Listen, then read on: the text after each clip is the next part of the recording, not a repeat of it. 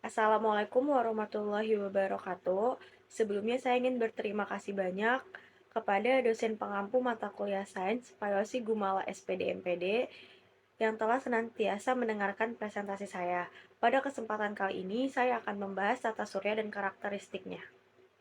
Tata surya adalah kumpulan benda langit atau suatu sistem yang terdiri atas matahari sebagai pusat dan planet-planet yang mengelilinginya pada orbit masing-masing suatu benda. Adapun asal-usul tata surya, yang pertama teori nebula. Nebula ini berotasi dengan lambat dan turbulen karena pergerakan rotasi yang sangat lambat, maka nebula mulai menyusut. Yang kedua, teori planetesimal, yaitu matahari telah ada sebelum terbentuknya tata surya sebagai salah satu bintang yang banyak terdapat di langit. Pada suatu saat, matahari berpapasan pada jarak yang tidak terlalu jauh dengan sebuah bintang lain. Yang ketiga, teori bintang kembar, yang menjelaskan bahwa tata surya pada awalnya terbentuk dari dua bintang besar dan kembar, salah satunya yaitu meledak dan menghasilkan debu-debu yang kemudian membentuk planet-planet bintang lainnya yang tidak menjadi matahari. Yang pertama ada planet matahari, yang merupakan pusat tata surya di mana anggota tata surya mengelilingi dan membentuk suatu keteraturan di dalamnya. Matahari berbentuk seperti gas pijar yang tersusun atas gas hidrogen dan gas helium. Matahari terbuat dari gas yang bermuatan listrik superpanas yang disebut plasma. Suhu permukaannya mencapai 6000 Kelvin. Matahari berputar dengan kecepatan berbeda di berbagai bagian matahari di edukatornya. Lapisan matahari yang pertama ada inti matahari, yaitu memiliki suhu sekitar 1,5 kali 107 Celcius.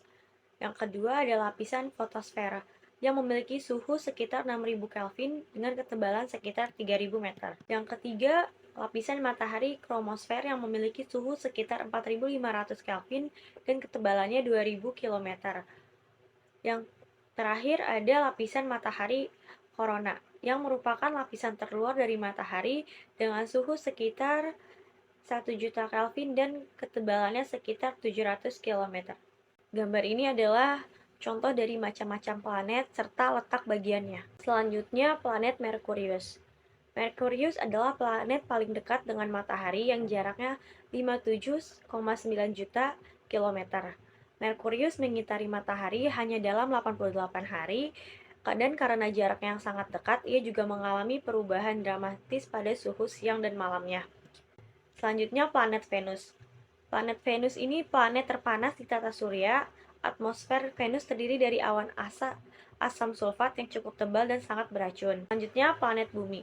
Bumi merupakan planet di mana manusia tinggal, yang 2/3 permukaannya tertutup air. Ia memiliki diameter sekitar 12.760 km. Atmosfer Bumi kaya akan nitrogen dan oksigen, serta merupakan salah satunya planet yang diketahui memiliki kehidupan. Selanjutnya, planet Mars. Planet Mars itu adalah planet dingin seperti gurun yang diselimuti debu oksidasi besi sehingga memberi warna merah khas pada planet ini. Mars memiliki kesamaan dengan Bumi karena berbatu, memiliki pegunungan, lembah, ngarai, serta sistem badai. Bukti ilmiah substansial menunjukkan bahwa Mars adalah 1 miliaran tahun yang lalu adalah wilayah yang jauh lebih hangat dan lebih basah, bahkan diduga pernah ada sungai dan lautan. Selanjutnya, planet Jupiter. Planet Jupiter merupakan planet terbesar di tata surya dengan diameter 1309,822 km yang memiliki medan magnet kuat dan memiliki 75 satelit atau bulan. Selanjutnya, planet Saturnus, yaitu planet unik karena memiliki cincin besar yang mengelilinginya, namun sebenarnya ia bukan satu-satunya planet di tata surya yang memiliki cincin. Cincin ini terbuat dari es dan batu, namun para ilmuwan belum yakin bagaimana mereka terbentuk. Selanjutnya, planet Uranus, yaitu planet yang paling sedikit aneh. Selain karena berotasi dari timur ke barat seperti Venus, planet ini memiliki garis khatulistiwa yang hampir tegak, lurus, dan terhadap orbitnya. Uranus juga memiliki warna yang unik, yakni biru kehijauan yang disebabkan oleh metana di atmosfer. Selanjutnya, planet Neptunus merupakan planet dingin di tata surya dengan suhu kurang dari 210 derajat Celcius. Neptunus memiliki ukuran yang hampir sama dengan Uranus dan terkenal dengan angin supersoniknya yang kuat. Ini ada gambar dari asteroid. Asteroid itu adalah benda langit yang bentuknya tidak beraturan. menyerupai serpihan atau pecahan batu. Asteroid adalah benda langit yang jumlahnya sangat banyak hingga jutaan dan mengorbit secara bergerombol di antara planet Mars dan Jupiter.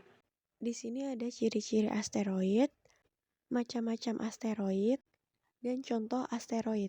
Selanjutnya macam-macam meteorit. Meteorit ini adalah batu-batu angkasa berukuran kecil-kecil yang melayang-layang bebas di angkasa dan bergerak cepat, dan mengelilingi matahari dengan orbit tertentu.